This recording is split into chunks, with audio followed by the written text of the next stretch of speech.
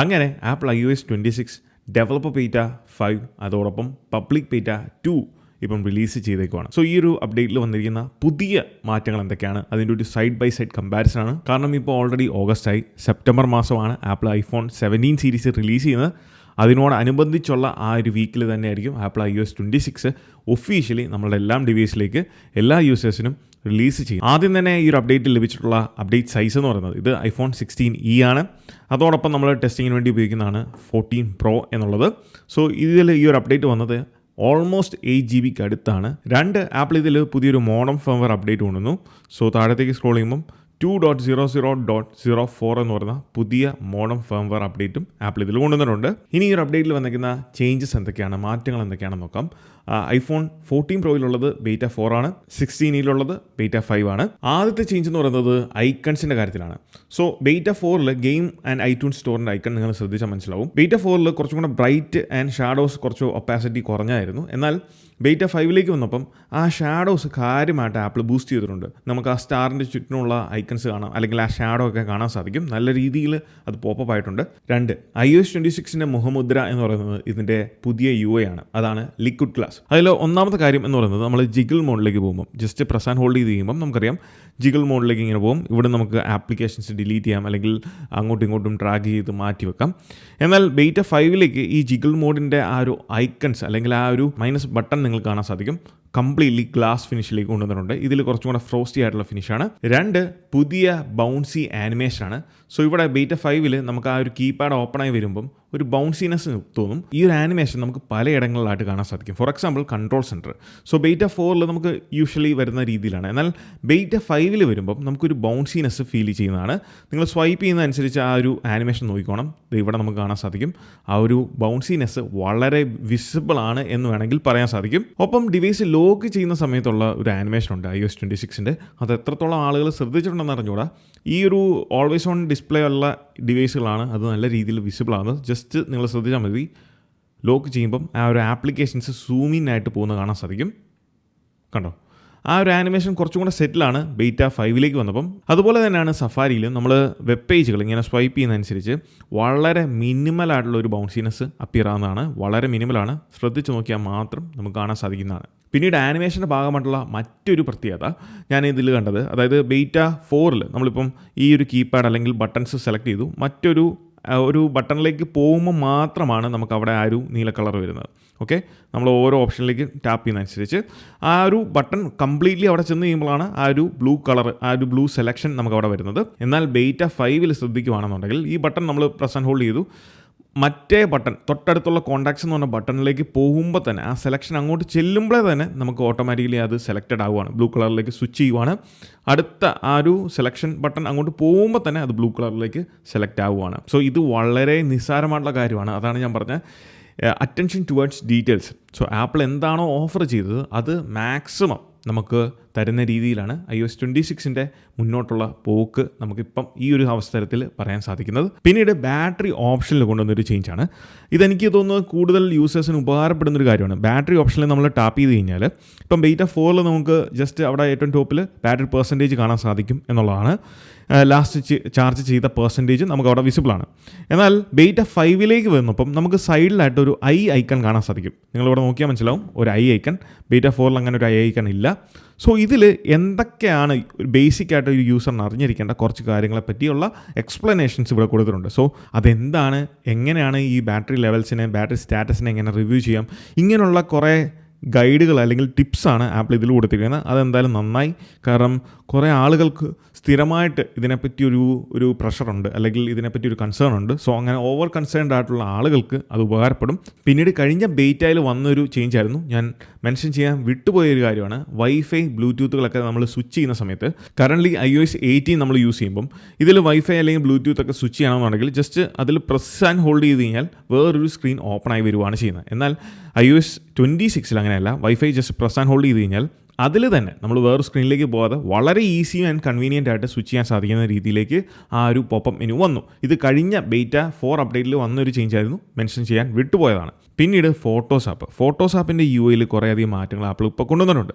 So നമ്മളിപ്പോൾ ഒരു wallpaper select ചെയ്ത് കഴിഞ്ഞാൽ താഴത്തെ ഓപ്ഷൻസ് എല്ലാം കുറച്ചും കൂടെ ഗ്ലാസിനെസ് ഫീൽ ചെയ്യുന്നുണ്ട്. ആ ഒരു ലിക്വിഡ് ഗ്ലാസിൻ്റെ ആ ഒരു ഷൈനെസ്സും കുറച്ചും കൂടെ റിഫൈൻഡ് ആയിട്ടുള്ള ഒരു രീതിയിലാണ് തോന്നുന്നത്. എന്നാൽ ഏറ്റവും ടോപ്പിൽ ഡേറ്റും ടൈമും ഒക്കെ കൊടുത്തിരിക്കുന്ന ആ ഒരു ഓപ്ഷൻ ബീറ്റ 4 നമുക്ക് കാണാം.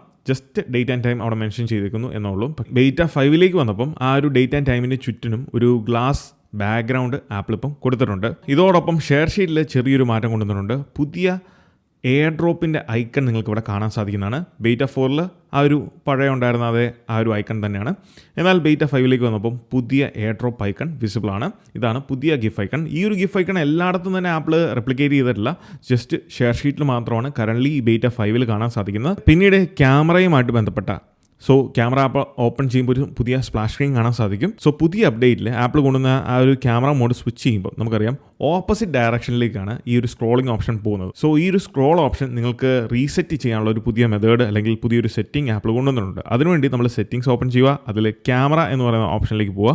അതിലേറ്റവും താഴത്തേക്ക് പോകുമ്പം ക്ലാസിക് മോഡ് സ്വിച്ചിങ് എന്ന് പറയുന്ന പുതിയൊരു ഓപ്ഷൻ കൊണ്ടുവന്നിട്ടുണ്ട്. അത് എനേബിൾ ചെയ്ത് കഴിഞ്ഞാൽ വീണ്ടും നിങ്ങൾ ക്യാമറ ആപ്പ് ഓപ്പൺ ചെയ്തു, നിങ്ങൾ ഇതിലേക്ക് സ്വൈപ്പ് ചെയ്യുമ്പം നിങ്ങൾ സ്വൈപ്പ് ചെയ്യുന്നതനുസരിച്ച് കറക്റ്റ് ഏത് ഡയറക്ഷനിലേക്കാണ് സ്വൈപ്പ് ചെയ്യുന്നത് അതനുസരിച്ചുള്ള ഓപ്ഷനിലേക്ക് നിങ്ങൾക്ക് സ്വിച്ച് ചെയ്യാൻ സാധിക്കുന്നതാണ്. പിന്നീട് സ്ക്രീൻഷോട്ട് ആനിമേഷൻ്റെ കാര്യത്തിൽ ചെറിയൊരു ട്വീക്ക് ആപ്പിൾ കൊണ്ടുവന്നിട്ടുണ്ട്. നമ്മളിപ്പം സ്ക്രീൻഷോട്ട് എടുക്കുന്ന സമയത്ത് ആപ്പിൾ ഇൻ്റലിജൻസ് ഉള്ള ഡിവൈസ് ആണ് എന്നുണ്ടെങ്കിൽ നിങ്ങൾക്ക് കാണാം ആസ്ക് ആൻഡ് സെർച്ച് എന്ന് പറഞ്ഞ 2 ഓപ്ഷൻ കാണാൻ സാധിക്കും. ഇത് ആപ്പിൾ ഇൻ്റലിജൻസ് ഇല്ലാത്തതുകൊണ്ട് തന്നെ നമുക്കത് കാണാൻ സാധിക്കില്ല. പക്ഷേ അവിടെ crop and scale or select text എന്ന് പറഞ്ഞൊരു ഓപ്ഷൻ കൊടുത്തിട്ടുണ്ട്. ബീറ്റ 5 വന്നപ്പോൾ ഹൈലൈറ്റ് ടു സെർച്ച് എന്ന് പറഞ്ഞ ഓപ്ഷനോടൊപ്പം തന്നെ ഒരു ആനിമേറ്റഡ് ഗിഫ് ഐക്കൺ, ഒരു ഹാൻഡ് അനങ്ങുന്ന ഗിഫ് ഐക്കൺ നിങ്ങൾക്ക് കാണാൻ സാധിക്കും. ജസ്റ്റ് അത് പ്രസ് ചെയ്ത് കഴിയുമ്പോഴാണ് നിങ്ങൾക്കത് കാണാൻ സാധിക്കുന്ന ആ ഒരു ആനിമേറ്റഡ് ഗിഫ് ഐക്കൺ കാണാൻ സാധിക്കുന്നതാണ്. പിന്നീട് ബീറ്റ 5 ആപ്പിൾ iOS 26 ഇൻട്രൊഡ്യൂസ് ചെയ്തപ്പോൾ കൊണ്ടുവന്ന ഫേവറേറ്റ് ഓപ്ഷനിലൊന്നാണ് ലോക്കൽ ക്യാപ്ചർ. നമുക്ക് വീഡിയോ ക്യാപ്ചർ ചെയ്യാം, ഓഡിയോ മാത്രമായിട്ട് നമുക്ക് പോഡ്കാസ്റ്റ് കാര്യങ്ങളൊക്കെ ചെയ്യുന്നവർക്ക് അല്ലെങ്കിൽ കണ്ടന്റ് ക്രിയേറ്റേഴ്സിന് ക്യാപ്ചർ ചെയ്യാൻ പറ്റുന്ന ഒരു ഓപ്ഷനാണ് ലോക്കൽ ക്യാപ്ചർ. അതിൻ്റെ ഗിഫ് ഐക്കൺ ആപ്പിൾ ഇപ്പോൾ കൺട്രോൾ സെൻറ്ററിൽ ചേഞ്ച് ചെയ്തിട്ടുണ്ട്. ഇതാണ് പുതിയ GIF icon. Just press and hold ചെയ്ത് കഴിഞ്ഞാൽ നിങ്ങൾക്ക് അത് കാണാൻ സാധിക്കും. ഇതായിരുന്നു പ്രീവിയസ്ലി ഉണ്ടായിരുന്ന ആ ഒരു ലോക്കൽ ക്യാപ്ഷൻ്റെ ഗിഫ് ഐക്കൺ. ഒപ്പം അതിനകത്തെ കുറച്ച് സെറ്റിങ്സും ആപ്പിൾ മാറ്റിയിട്ടുണ്ട്. നമുക്ക് വീഡിയോ മാത്രമല്ല ഓഡിയോ ഒള്ളി ഓപ്ഷനും ഇവിടെ കൊടുത്തിട്ടുണ്ട്. പോഡ്കാസ്റ്റ് ഒക്കെ ചെയ്യുന്നവർ മൾട്ടിപ്പിൾ യൂസേഴ്സ് ഉണ്ട് എന്നുണ്ടെങ്കിൽ അവരുടെ ഓഡിയോ മാത്രമായിട്ട് ക്യാപ്ചർ ചെയ്യണം എന്നുണ്ടെങ്കിൽ അതിന് സാധിക്കുന്ന ഓഡിയോ ഒള്ളി ഓപ്ഷനും നമുക്ക് ഇവിടെ കൊടുത്തിട്ടുണ്ട്. അതോടൊപ്പം സേവ് ചെയ്യാനുള്ള ഇത് ഓട്ടോമാറ്റിക്കലി സേവ് ചെയ്യുന്നത് ഡൗൺലോഡ്സ് ഫയൽ ഫോൾഡറിലേക്കാണ്. അതുകൊണ്ടുള്ള ആ ഒരു ഡിഫോൾട്ട് ഓപ്ഷനും ഇവിടെ സെറ്റാണ്. പിന്നീട് സഫാരിയുടെ ടാബ് ഓപ്ഷനിൽ കുറച്ച് മാറ്റങ്ങൾ ആപ്പിൾ കൊണ്ടുവന്നിട്ടുണ്ട്. ഞാൻ മുമ്പേ പറഞ്ഞിരുന്നു മറ്റൊരു ടാബിലേക്ക് സ്വിച്ച് ചെയ്യുമ്പോൾ ആ ഒരു ബൗൺസി ആനിമേഷൻ. അതോടൊപ്പം തന്നെ നമ്മളിപ്പം ഒരു ടാബിൽ നിന്ന് എക്സിറ്റായി അല്ലെങ്കിൽ ഓൾ ടാബ് ഓപ്ഷനിലേക്ക് പോയി കഴിഞ്ഞാൽ നിങ്ങൾക്ക് ഇവിടെ ആ ഒരു പ്രൈവറ്റ് ടാബും അതോടൊപ്പം കറൻറ്റ്ലി ഉള്ള ആ ഒരു ടാബും ഇവിടെ കാണാൻ സാധിക്കും. പ്രീവിയസ്ലി ഈ ഒരു രീതിയിലായിരുന്നു ടാബുകൾ ഓപ്ഷൻ വന്നിരുന്നത്. ആ ഒരു കറൻറ്റ്ലി ഉള്ള ടാബ് ഹൈലൈറ്റഡ് ആയിട്ട് ഇവിടെ കാണാൻ സാധിക്കും. ബാക്കിയുള്ള ടാബുകളുടെ ഒരു പ്രിവ്യൂ ഇവിടുന്ന് കാണാനും സാധിക്കുന്നതാണ്. എന്നാൽ എനിക്ക് കുറച്ചും കൂടി ഇഷ്ടപ്പെട്ടത് ഇപ്പോഴത്തെ ബീറ്റ 5 കാരണം പ്രൈവറ്റ് ടാബ് ഒരൊറ്റ ടാപ്പിൽ നമുക്ക് ആക്സസ് ചെയ്യാം. ഇനി ബാക്കിയുള്ള ടാബുകൾ വേണം എന്നുണ്ടെങ്കിൽ ജസ്റ്റ് സ്വൈപ്പ് ചെയ്യുന്നതനുസരിച്ച് നമുക്ക് എല്ലാ ടാബുകളും ഇവിടെ ആക്സസിബിൾ ആണ്. വളരെ നല്ല കാര്യമായിട്ടാണ് എനിക്ക് തോന്നിയത്. എന്തായാലും ഈ ഒരു ചേഞ്ച് കൊള്ളാം. ഇതിനോടൊപ്പം next and previous button apple unify ചെയ്തിട്ടുണ്ട്. ഒരൊറ്റ സിംഗിൾ പ്ലേസിൽ ആ 2 ബട്ടൺസും കൂടെ ഇപ്പം കൊണ്ടുവന്നിട്ടുണ്ട്. നിങ്ങൾക്ക് ഈ ഒരു രീതിയിൽ ആക്സസ് ചെയ്യാം. കുറച്ചും കൂടെ ഒതുക്കമായിട്ടുണ്ട് എന്ന് വേണമെങ്കിൽ പറയാൻ സാധിക്കും. ബീറ്റ 4 നമ്മൾ സ്ക്രോൾ ചെയ്യുന്ന സമയത്ത് ഈ ഒരു താഴത്തെ മെനു ഓപ്ഷൻ ചുരുങ്ങും, വേറൊരു രീതിയിലേക്കാവും.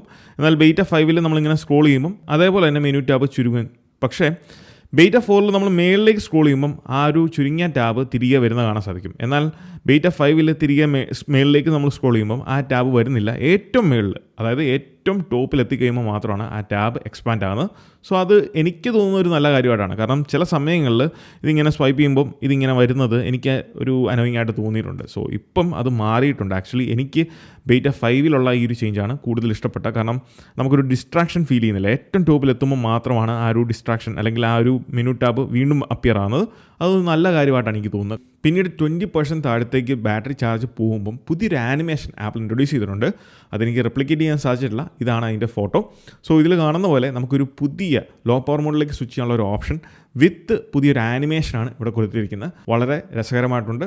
അത്ര സെറ്റിലായിട്ടുള്ള എന്നാൽ രസകരമായിട്ടുള്ള കുറച്ച് ആനിമേഷൻസ് ആപ്പിൾ കൊണ്ടുവന്നിട്ടുണ്ട്. അപ്പോൾ ഇങ്ങനെ ചെറുതും വലുതുമായിട്ടുള്ള പല മാറ്റങ്ങളാണ് ആപ്പിൾ ബീറ്റ 5 അപ്ഡേറ്റിൽ കൊണ്ടുവന്നിരിക്കുന്നത്. ഇനി ഇതിൻ്റെ പെർഫോമൻസ് ആൻഡ് ബാറ്ററിനെ പറ്റി ഓൾമോസ്റ്റ് പറയും. പെർഫോമൻസ് വൈസ് ഞാൻ പറയട്ടെ, ഈ കഴിഞ്ഞ ബീറ്റ 1, 2, 3, 4, 5 വരെ എത്തി നിൽക്കുമ്പം OS വൈസ് മൊത്തത്തിൽ ഈ ഒരു iOS 18 ബെറ്റർ ആയിട്ടുള്ളൊരു സ്റ്റെബിലിറ്റി എനിക്ക് മൊത്തത്തിൽ ഫീൽ ചെയ്യുന്നുണ്ട്. ആൻഡ് ഇതുവരെ നമ്മൾ യൂസ് ചെയ്തിട്ടുള്ള iOSൽ നിന്ന് കുറേയധികം വ്യത്യാസങ്ങൾ തീർച്ചയായിട്ടും നിങ്ങൾക്ക് ഫീൽ ചെയ്യാൻ സാധിക്കും എന്നുള്ള കാര്യത്തിൽ യാതൊരു ഡൗട്ടും ഇല്ല.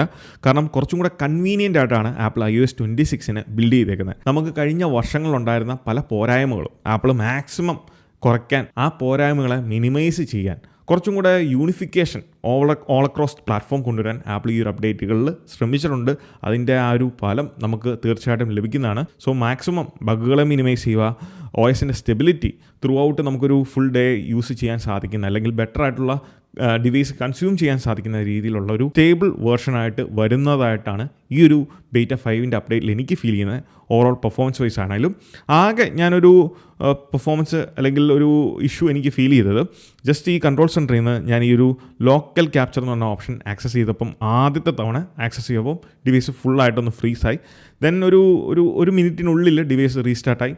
അങ്ങനെയാണ് വന്നത്. ഞാൻ പറഞ്ഞു ഇത് സ്വാഭാവികമാണ്, കാരണം ഇതുപോലത്തെ ഒരു ബീറ്റ അപ്ഡേറ്റിൽ ഇതുപോലുള്ള ബഗ്ഗുകൾ നമുക്ക് സ്വാഭാവികമാണ്. സോ ഇങ്ങനെയുള്ള കാര്യങ്ങളൊക്കെ നമുക്ക് ആപ്പിളിൻ്റെ ഫീഡ്ബാക്ക് ആപ്ലിക്കേഷൻ ത്രൂ റിപ്പോർട്ട് ചെയ്യാൻ സാധിക്കും. ഇതാണ് ഫീഡ്ബാക്ക് ആപ്ലിക്കേഷൻ. അത് ത്രൂ റിപ്പോർട്ട് ചെയ്യാം. അത് റിപ്പോർട്ട് ചെയ്യുന്നത് ആപ്പിളിനെ കൂടുതൽ സഹായിക്കുന്ന ഒരു കാര്യമാണ്. എനിവേ iOS 26 ഒഫീഷ്യൽ റിലീസിന് വേണ്ടി നമുക്ക് കാത്തിരിക്കാം. താമസിക്കാതെ തന്നെ ഇതിൻ്റെ മറ്റ് ബീറ്റകളും ഈ വരുന്ന ആഴ്ചകളിൽ നമുക്ക് ലഭിക്കുന്നതായിരിക്കും.